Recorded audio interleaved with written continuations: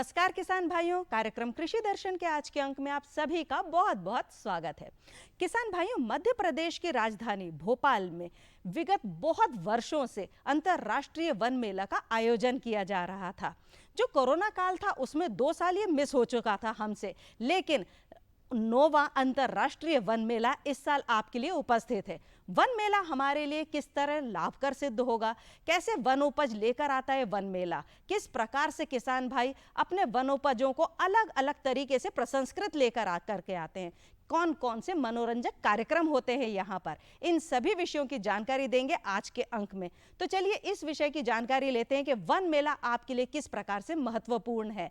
ये बताने के लिए आज हमारे साथ हमारे स्टूडियो में उपस्थित हैं हमारे एक विशेष अतिथि श्री पुष्कर सिंह जी। ये प्रधान मुख्य वन संरक्षक हैं एवं प्रबंधन संचालनालय मध्य प्रदेश राज्य लघु वनोपज संघ भोपाल से। नमस्कार सर, बहुत बहुत स्वागत है आपका। सबसे पहले तो सर आप हमारे किसान भाइयों को और जो हमारे दर्शक हैं उन्हें ये बताइए कि जो आपका ये वन मेला है इसका उद्देश्य क्या है। हम सभी जानते हैं जो हमारा मध्य प्रदेश है वो वन संपदा से भरपूर है। यहाँ पर काफ़ी जैव विविधता है, बायोडाइवर्सिटी है। हाँ जी। जिसमें कि तरह तरह की औषधीय पौधे, दूसरे सुगंधित पौधे और इस तरह के फलदार पौधे सब होते हैं जो कि स्थानीय ग्रामीणों की आजीविका में, उनके रोज़मर्रा की ज़रूरतों में बहुत बड़ा उनका योगदान रहता है। जी जी जी। तो जो हमारे स्थानीय ग्रामीण वासी हैं जो कि वन क्षेत्रों के नज़दीक रहते हैं, हाँ जी। वो उनसे अपनी आजीविका का भी साधन जुटाते हैं और कई तरह से व्यापार का भी काम करते हैं। तो उनके उपयोग के बारे में वो भली भांति परिचित हैं। जी जी। अब उनका जो नॉलेज है या उनके क्षेत्र में क्या वन संपदा है, वो कैसे उसको उपयोग कर रहे हैं, क्या क्या प्रोडक्ट बना रहे हैं, ये ग्रामीण क्षेत्रों में हर जगह दूसरी जगह क्या हो रहा है उसकी जानकारी नहीं रहती हाँ है। जी। तो एक हम भोपाल में जो मेला आयोजित करते हैं वन मेला, वो एक माध्यम होता है पूरे प्रदेश की जो रिच वन संपदा है, जो उसके उत्पाद हैं, ग्रामीण लोग कैसे यूज कर रहे हैं, उसको यहाँ पे सभी के सामने प्रदर्शन करने का, ताकि औरों को भी नॉलेज हो और जो हमारे शहरवासी हैं उनको भी उसका ज्ञान मिल सके। जी सर, इस साल जो आपका वन मेला है इसका जो थीम है वो लघु वनोपज से आत्मनिर्भरता है। इसका आप क्या आशय समझाएंगे और कैसे उपयोगी है हमारे किसान भाइयों के लिए। बहुत अच्छा आपने पूछा। जो हमारी लघु वनोपज है, नॉर्मली ये होता था कि जो हमारे गांव के ग्रामीण जन हैं, संग्राहक हैं लघु वनोपज के, वो पहले सिंपल उसको कलेक्ट करते थे तो मार्केट में बेचते थे। बिल्कुल ठीक। लेकिन अब धीरे धीरे जागरूकता आ रही है, साधन भी विकसित हो रहे हैं, शासन की बहुत अच्छी योजनाएं भी चल रही हैं, तो अब उसका प्रसंस्करण भी कर रहे हैं। जी जी। और प्रसंस्करण से नेचुरल है कि उससे उसकी कीमत बढ़ती है। हाँ, वैल्यू एडिशन होता है। बिल्कुल ठीक। तो कोई अगर गांव में किसी ने महुआ कलेक्ट किया तो अगर सिंपल उठा के बेच दिया तो सिर्फ उसको संग्रहण का पैसा मिलता है। जी जी जी। लेकिन वहीं आजकल कई महिलाएं महू का लड्डू बना के बेच रही हैं। अरे वाह। तो उससे उनका वैल्यू एडिशन होता है। हाँ जी। तो ये सब चीज़ें जानकारी, एक हमारा मेला बड़ा अच्छा माध्यम रहता है लोगों को ये सब जानकारी उपलब्ध कराने का। जी, आगामी जो मेला आने वाला है उसकी गतिविधियों के बारे में अगर आप जानकारी दें। ये मेला जैसे मैंने बताया कि सबसे पहले तो लोगों को विभिन्न गतिविधियां, विभिन्न जो काम हो रहे हैं इस क्षेत्र में उसके बारे में बताने के लिए होता है। तो यहाँ पे स्टॉल लगाए जाते हैं और मेले में करीब 300 स्टॉल इस साल हम लोग लगा रहे हैं। उसमें जो हमारे मध्य प्रदेश शासन की, हमारे वन विभाग की जो वन समितियां हैं, जो हमारी प्राथमिक लघु वनोपज समितियां हैं, हाँ जी, और जो हमारे वनधन केंद्र हैं, वो प्रमुख रूप से हम उनको स्टॉल उपलब्ध कराते हैं, जहां वो अपना जो भी उन्होंने बनाया या जो भी उनके पास ट्रेड के लिए सामान है लघु वनोपज, वो लेके वहाँ पे आते हैं। अच्छा। एक तो ये स्टॉल का हो गया। ठीक। दूसरा, उसमें बहुत सारे आयुर्वेदिक कॉलेजेस, हमारा मध्य प्रदेश राज्य काफ़ी संपन्न है आयुर्वेदिक कॉलेजेस के मामले में। बड़े अच्छे अच्छे और नामी कॉलेजेस हैं, शासकीय भी और प्राइवेट भी, उनके भी बड़े बड़े स्टॉल रहते हैं। अच्छा। तो वहाँ से वो कैसे वो वनोपज यूज होती है, क्या क्या औषधि बनती है, किस किस काम में आती है, उनके स्टॉल लोगों के लिए होते हैं। तीसरा, हम यहाँ पे जो हमारे आयुर्वेद के जानकार हैं, वैद्य हैं, क्वालिफाइड डॉक्टर्स हैं, जी। उनके लिए भी हम ओपीडी का संचालन करते हैं। अरे वाह जी। तो उसमें जो मेले में लोग आते हैं, और कई बार तो लोग बहुत दूर दूर से जो उनसे जिनका कोई बीमारी का इलाज नहीं हो पा रहा है या जी। कोई ठीक से नहीं हो पा जी, रहा, जी, जी। तो वो भी आके इसका फ़ायदा उठाते हैं। जी, जी। तो वैद्य लोग पूरे ओपीडी करीब 100 से ज़्यादा हमारे डॉक्टर्स जो हैं हाँ जी। वहाँ पे मदद करते हैं, जो जी। आयुर्वेद के क्षेत्र में। तो वो भी एक वहाँ पे लोगों के लिए अवेलेबल होता है। हाँ जी। इसके अलावा एक हम 2 दिन की कॉन्फ्रेंस भी कराते हैं। अच्छा जी। आजकल क्या, जो आप जानते हैं, खास करके कोविड के बाद, जी जी। कोविड ने सब बताया लोगों को कि आयुर्वेद में कितनी ताकत है। अच्छा जी। हाँ जी, बिल्कुल बिल्कुल सही बात है कि लोगों को पता चला कि जी। हम आयुर्वेद से जुड़ेंगे तो हमारी इम्यून सिस्टम बढ़ेगा, इम्यून सिस्टम और किसी बढ़ेगा। भी तरीके से एलोपैथी उतना हमें फायदा नहीं देती जितना ज्यादा आयुर्वेदिक देती है। सभी चिकित्सा पद्धति का अपना अपना उद्देश्य रहता जी, है, और जी, सबकी अपनी अपनी उपयोगिता है। हाँ जी। हम ये नहीं कहते कि ये नहीं देती है, वो नहीं देती, जी, जी, जी। लेकिन हर किसी का अपना स्थान है। हाँ जी। तो आयुर्वेद की जो चिकित्सा पद्धति है, उसने भी एक अपना स्थान बनाया सर है। उसकी महत्ता बढ़ गई है, लोग महत्ता जो बढ़ नहीं गई। समझ पाते थे वो अब समझ गए कोविड के महत्ता बाद बढ़ से। गई है, जी। खास करके लोगों ने साक्षात देखा है। उस दौरान कई जगह कालमेघ का काढ़ा, गिलोय वगैरह इतने पॉपुलर हो गए हैं जी। कि लोग आज भी उसको रूटीन वे में यूज करते हैं। हाँ जी। तो इस तरह की बहुत सारी रिसर्च इस क्षेत्र में चल रही है, आयुर्वेद के क्षेत्र में, लघु वनोपज के क्षेत्र में, किस हर्बल के क्षेत्र में। तो वो हम 2 दिन की जो कॉन्फ्रेंस करते हैं, जी जी जी। उसमें हमारे राज्य के भी, दूसरे राज्यों के भी वैज्ञानिक, जी। और इवन विदेशों के भी, जो कि इस चिकित्सा पद्धति को अपनाते हैं, वो भी आके अपने विचार वहाँ पे रखते हैं, वो साझा करते हैं। जी, तो एक अच्छा फोरम लोगों को मिल जाता है जी। ज्ञान के आदान प्रदान का। जी डॉक्टर साहब, जितने भी डॉक्टर्स आते हैं, तो कहीं ना कहीं लोगों को बहुत ज़्यादा फायदा रहता है, तो क्या ये फ्री ऑफ कॉस्ट रहता है लोगों के लिए? हाँ, ओपीडी वहाँ पे फ्री ऑफ कॉस्ट रहता है, जी। और बाकी उनको जो दवाई वगैरह खरीदनी है तो वो स्टॉल से जी। ले लेते हैं। जी, जी, वहाँ पे। जी। तो वो उनको अपना दवाई के साथ पे करना पड़ता है। जी। बाकी वो हम लोग चेकिंग वगैरह का जो है निःशुल्क परामर्श। अरे वाह, बहुत ही अच्छा है कि लोगों को इतनी अच्छी सुविधा मिल रही है फ्री ऑफ कॉस्ट। अच्छा, आप ये बताइए कि जो जनजातीय आपके जो समूह है, उन्हें आप बहुत ही अच्छा एक प्लेटफॉर्म देते हैं, उन्हें अपनी बात रखने का, अपने सामान रखने का, जो वो पैदा करते हैं या फिर जो वो बनाते हैं। तो इससे जो शहरी युवा है, उन्हें क्या आप लाभ दे सकते हैं? वो कैसे जुड़ सकते हैं अगर वो जुड़ना चाहें आपके मेले से?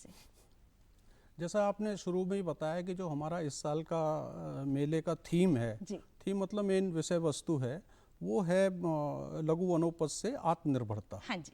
तो लघु वनोपज से कैसे आत्मनिर्भर हो सकते हैं, वो यहाँ पे हम डिस्प्ले करते हैं। अच्छा तो जो हमारे वंदन केंद्र हैं, वो तरह तरह के उत्पाद बना रहे हैं। जी। जैसे पन्ना का आप देखें तो पन्ना का आंवला बहुत फेमस होता है। अरे वाह। मतलब जी। वो विश्वविख्यात है, उसकी जो क्वालिटीज़ हैं बेस्ट हैं। जी जी तो जी। उस आंवले की वहाँ पे जो हमारे वंदन केंद्र हैं, वो कैंडी बनाते हैं, अच्छा जी। बहुत ही स्वादिष्ट। अरे वाह। आंवला पाचक बनाते हैं। जी। तो वो सब वंदन केंद्र वो अपने लोकल लेवल पे या कुछ जगह पे ऑनलाइन ट्रेडिंग वगैरह कर रहे हैं। हाँ जी। यहाँ जब लाते हैं तो एक बड़ा व्यापार मंच मिल जाता है उनको, जी, बहुत जी, लोग देखते हैं जी, उसको, जी। तो उसको पसंद करते हैं। जी। तो ऐसे कई और जगह हमारे वंदन केंद्र बड़ी अच्छी अच्छी चीज़ें बना रहे हैं, तो वो सब यहाँ पे लाएंगे, उनके स्टॉल रहेंगे। लोग जो शहरी लोग हैं उनको भी वहाँ पे मिलेगा, पसंद आएगा तो आगे उससे ले सकते हैं। बिल्कुल ठीक। दूसरा, उसमें जो आपने युवाओं की बात करी कि किस तरह से इसके लिए फ़ायदेमंद रहेगा, तो जैसे मैंने बताया कि हमारे यहाँ पर भोपाल में और मध्य प्रदेश में बहुत अच्छे विश्वविद्यालय हैं जी। जो आयुर्वेद के नॉलेज, आयुर्वेद की शिक्षा देने के लिए। जी जी। तो अब क्योंकि ये बड़ा पॉपुलर होता जा रहा है हाँ जी। आयुर्वेद, तो जो हमारे युवा हैं जो कि साइंस बैकग्राउंड के हैं या, तो उनके लिए एक बहुत अच्छा करियर ऑप्शन है जी। एक इस चिकित्सा पद्धति के लिए भी। दूसरा, जो हमारे बहुत सारे एंटरप्रेन्योर हैं, जी। बहुत सारे स्टार्टअप का काम करते हैं, उनके लिए अपने आप में ये हर्बल और लघु वनोपज का ये क्षेत्र एक बहुत बड़ा क्षेत्र है, जहाँ की वो अपना कोई उद्यम शुरू कर सकते जी, हैं, जी। उन सबको ला सकते हैं, और कई लोग कर भी रहे हैं। जी, जी, तो यहाँ पे उनको और अच्छी इसके बारे में जानकारी मिल जाएगी। जी। जैसा कि एक नाम से ही प्रतीत हो रहा है अंतर्राष्ट्रीय वन मेला, तो आप किस प्रकार से पूरे देश के राज्यों को कैसे जोड़ते हैं, उन तक जानकारियां कैसे पहुंचती हैं, किस प्रकार से वो आते हैं, एकजुटता दिखाते हैं और हमें इतना लाभ देते हैं? जब मेले का आयोजन शुरू होता है, उसकी तैयारियां होती है, तो हम लोग 2-3 महीनों से सभी लोगों से संपर्क करते हैं, सभी राज्यों से संपर्क करते हैं, वहाँ के अधिकारियों से करते हैं। हाँ जी। या वहाँ जो इस फील्ड के जुड़े लोग हैं, कई संस्थाएं हैं जो कि प्राइवेट ट्रेडर्स की या इसके मैन्युफैक्चरर्स की वो रहती है, उन लोगों को हम अपना इनविटेशन आमंत्रण भेजते हैं। काफ़ी लोगों को हमको सहमति भी प्राप्त हो गई है। इसके अलावा जो हमारे भारतवर्ष से लगे हुए देश हैं, जैसे नेपाल है, बांग्लादेश है, श्रीलंका है, भूटान है, अपना फिलीपाइंस वगैरह है, इंडोनेशिया है, इनके यहाँ भी हमारी ये आयुर्वेद पद्धति, क्योंकि काफ़ी कुछ ये लोग जुड़े रहे हैं कल्चरली हम लोगों से, तो वहाँ पे भी ये काफ़ी पॉपुलर है। तो वहाँ के भी कुछ लोगों ने हमको सहमति दी है, कुछ कॉन्फ्रेंस में आएंगे और कुछ हमारे दूसरे जो कार्यक्रम हैं उनमें भाग लेंगे। अरे वाह। जो जनजातीय हमारे जो प्रदेश हैं, जो जनजातीय युवा हैं, उनके उत्थान के लिए आप कुछ अलग से योजनाएं भी चलाते हैं? एक तो हमारा जो सबसे बड़ा उद्देश्य ये रहता है कि लोगों को आजीविका मिले। अच्छा जी। तो आजीविका के लिए हम लोग एक हमारे भारत सरकार के सहयोग से प्रधानमंत्री वंदन विकास योजना चलती है, जिसमें कि विशेषकर महिलाएं और जो हमारे जनजातीय समाज के लोग हैं उनके स्व सहायता समूह बना के और इसका हम प्रसंस्करण का काम कराते हैं। अच्छा। एक तो इसमें करते हैं, दूसरा हम लोग ग्रामीणों को काफ़ी सपोर्ट करते हैं जी। जो हमारी लघु वनोपज है जी।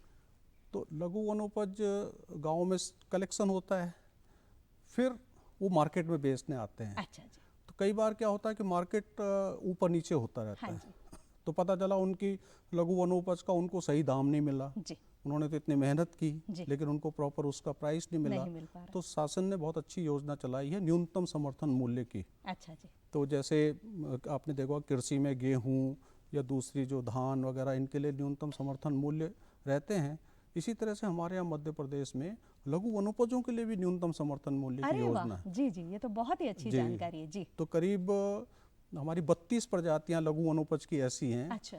महुआ हो गया, अचार गुठली हो गया, कालमेघ हो गया, हर्रा, बहेड़ा, आंवला, गिलोय, इस तरह की 32 प्रजातियां हैं जिनके लिए कि हमने न्यूनतम समर्थन मूल्य बनाए हैं। अच्छा। तो शासन ने ये व्यवस्था की है कि अगर ग्रामीण ने कलेक्शन किया जंगल से और वो मार्केट में बेचने गए तो अगर उनको उस दर से ऊपर मार्केट में मिल रहा है तो वो स्वतंत्र है बेचने के लिए।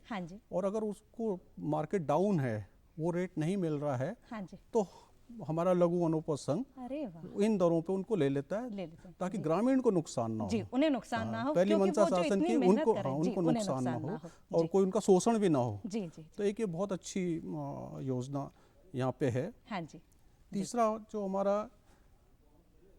लघु वनोपज संघ बच्चों को शिक्षा में भी मदद करता है। अरे जी जी जी। तो आप जानते ही हैं कि जो हमारे सदस्य हैं, हाँ जी, हमारा 3 स्ट्रक्चरीय ढांचा होता है जी। एक तो जो सबसे लोकल लेवल पे हमारी प्राइमरी सोसाइटी होती है जी। तो वो करीब 1000 हैं। अच्छा जी। फिर जिले स्तर पे 60 होती हैं और टॉप पे हमारा एपेक्स फेडरेशन रहता है जी जी। तो जो हमारी प्राइमरी सोसाइटीज हैं उनकी आज की डेट में करीब 40 लाख सदस्य हैं। अच्छा। 40 लाख लोग, बहुत बड़ी इससे लघु वनोपज के मध्य प्रदेश में, सिर्फ मध्य प्रदेश में जुड़े हुए हैं, इससे जुड़े हुए हैं जी। तो उनके बच्चों के लिए, क्योंकि वो सब जंगलों से नज़दीक रहते हैं, कहीं शिक्षा में दिक्कत आती है, कहीं कुछ है, तो उनके बच्चों के लिए एकलव्य शिक्षा योजना अच्छा लघु वनोपज संघ चलाता है। हाँ और मैं आपके इस कार्यक्रम के माध्यम से बहुत आपका आभारी हूँ कि आपने ये विषय छेड़ा जी। इस कार्यक्रम के माध्यम से, क्योंकि इसकी पहुँच ग्रामीण क्षेत्र तक भी है जी। ये इसके बारे में थोड़ा सा बताना चाहूँगा जी। सर हम अपनी चर्चा जारी रखेंगे, लेकिन अभी रुकते हैं एक छोटे से ब्रेक के लिए। किसान भाइयों आप कहीं मत जाइएगा, क्योंकि ये कार्यक्रम आपके लिए सच में बहुत ज़्यादा लाभकर सिद्ध होगा। हम लौटते हैं जल्दी ही।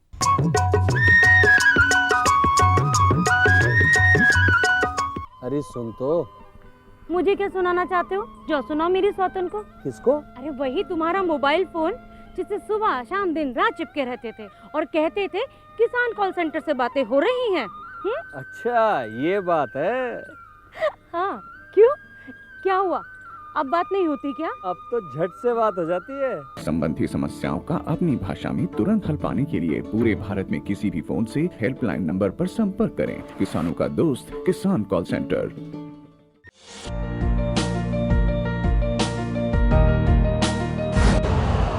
यूरिया का स्वदेशी उत्पादन 70 लाख टन बढ़ाने के लिए 6 उर्वरक संयंत्रों का उद्धार किया जा रहा है। FCIL के गोरखपुर, सिंदरी, तलचर और रामागुंडम संयंत्र, HFCL की बरौनी इकाई और BVFCL की नामरू फोर्थ। सोने पर सुहागा ये है कि देश में अब बनेगा सिर्फ नीम लेपित यूरिया, क्योंकि इससे होगा किसानों का फायदा ही फायदा। अनाज का उत्पादन 10% तक बढ़ेगा। बढ़ेगी 10 से 15% नाइट्रोजन क्षमता।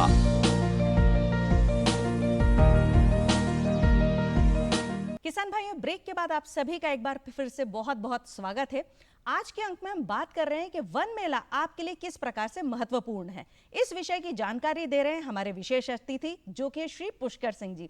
जी, आप बता रहे थे एकलव्य जी जो पाठशाला है उस विषय जो हमारी शिक्षा योजना है जी, जो हमारे लघु वनोपज संग्राहकों के बच्चों के लिए है, हाँ जी, उसमें ये रहता है कि अगर कोई बच्चा अच्छा मेधावी छात्र है, हाँ जी, तो उसको हम 8वीं से 10वीं तक जब वो पढ़ता है, हाँ जी, तो उसको करीब 12,000 रुपये छात्रवृत्ति देते हैं। जी जी और उसके बाद जब वो 12वीं तक का है जी, तो उसको हम 15,000 रुपये तक प्रति वर्ष छात्रवृत्ति देते हैं। जी, और जब वो बच्चा अगर ग्रेजुएशन करना चाहता जी, है जी, जी। किसी बड़े उससे कॉलेज जी, से, जी, तो उसको हम 20,000 रुपये तक देते हैं। बहुत और बहुत अगर ज़्यादा कोई अच्छी बात। बच्चा टेक्निकल उसमें जाता है, जी, सपोज कोई इंजीनियरिंग में जा रहा हाँ है, कोई जी। मेडिकल में जा रहा है, जी, तो हमको 50,000 रुपये तक की सहायता प्रदान करते अच्छा हैं। जी, और जी। काफ़ी अभी तक करीब 12,000 बच्चों को हम इसमें लाभ दे चुके हैं। जी। काफ़ी उन्होंने अपना शिक्षा में जो भी ये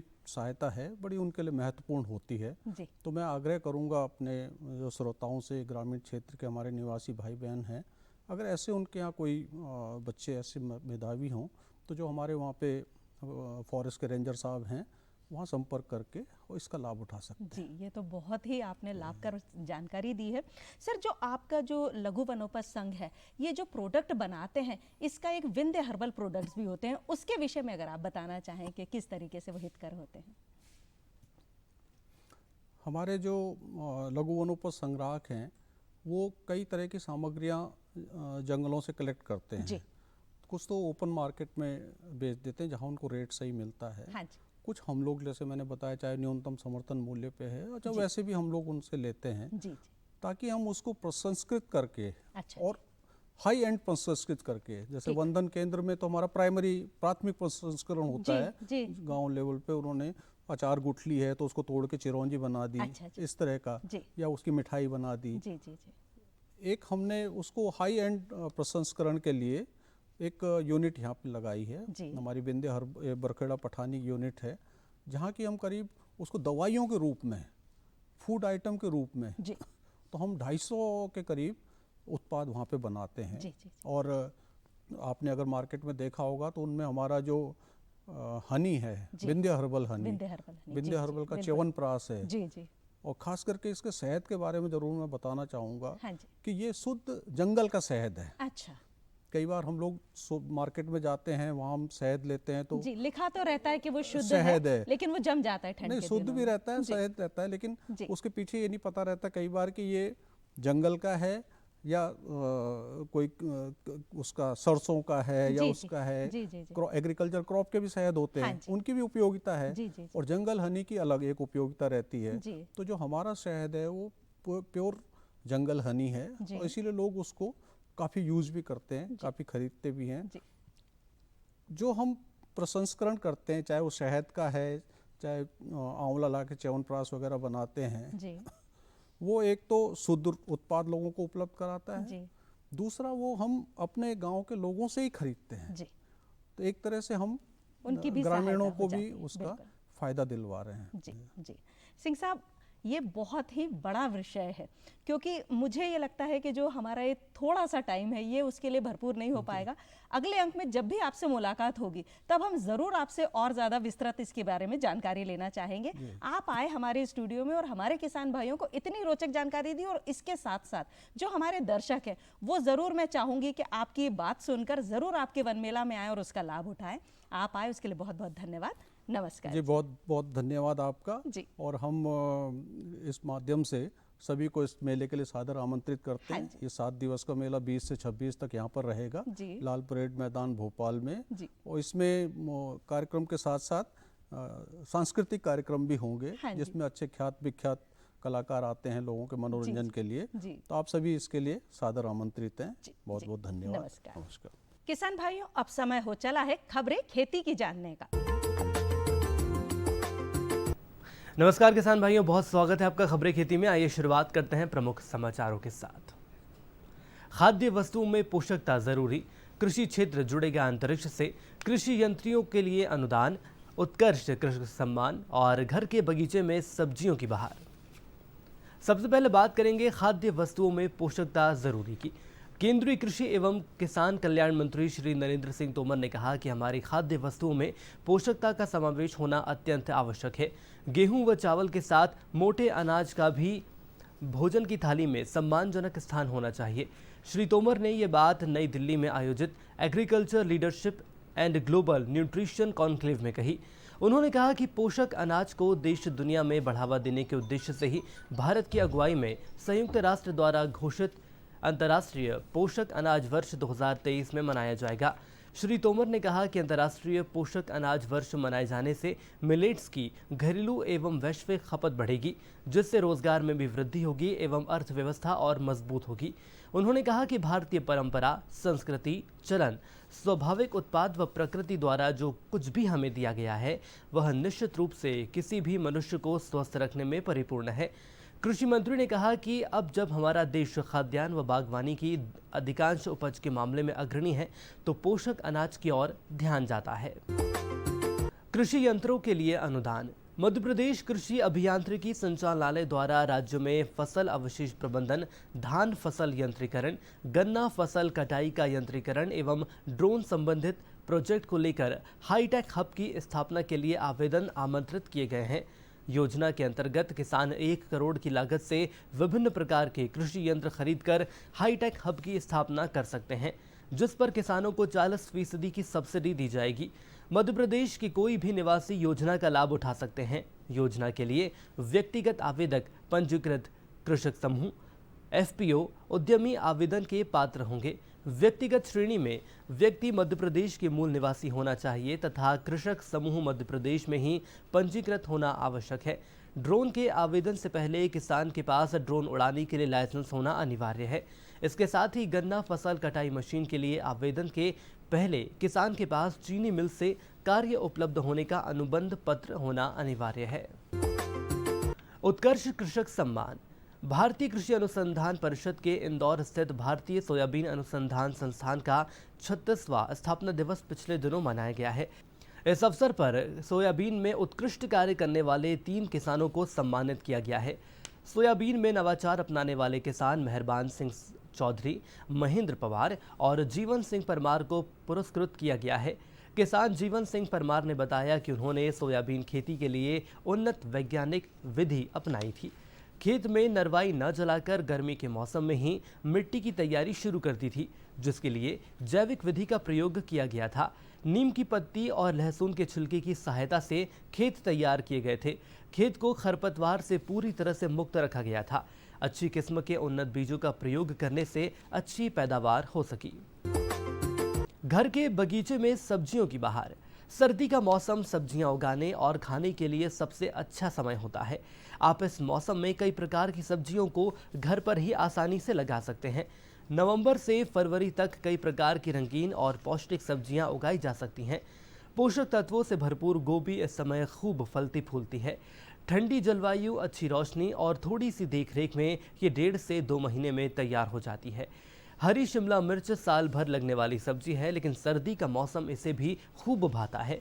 शिमला मिर्च के बीजों को लगाने के लिए आप किसी भी सीडलिंग ट्रे या फिर गमले को लीजिए। आधा से 1 सेंटीमीटर गहराई पर शिमला मिर्च के बीजों को लगाकर इसमें पानी दे दीजिए। शिमला मिर्च के बीज से पौधे तैयार होने में 20 से 25 दिन लगते हैं। इसके बाद इन पौधों को आप किसी बड़े गमले या ज़मीन में लगा सकते हैं। हरे मटर को भी आप इस मौसम में आसानी से अपने टेरेस गार्डन अथवा किचन गार्डन में उगाकर घर की सब्जी का लुत्फ उठा सकते हैं। क्योंकि इसे भी शुष्क और ठंडी जलवायु अधिक रास आती है। पालक मेथी जैसी हरी सब्जी को बड़े गमले में ही उगाया जा सकता है। और इसी के साथ किसान भाइयों, खबरें खेती में आज के लिए इतना ही। मुझे दीजिए इजाजत। नमस्कार। किसान भाइयों, ये तो था हमारा आज का अंक। आज के अंक के माध्यम से हमने जाना कि जो वन मेला है वो आपके लिए कितना महत्वपूर्ण है। और आप सभी जाना मत भूलिएगा, क्योंकि ये चलेगा सीधे 20 तारीख से 26 तारीख तक भोपाल के लाल परेड ग्राउंड पर। अगले अंक में फिर होगी मुलाकात कुछ अन्य कृषि संबंधित जानकारियों के साथ। लेकिन अगर आप हमारा आज का यह अंक देखना भूल गए हो तो कल सुबह 7:30 पर पुनः प्रसारण आप देख सकते हैं। अगले अंक में फिर होगी मुलाकात। तब तक के लिए आज्ञा दीजिए। नमस्कार।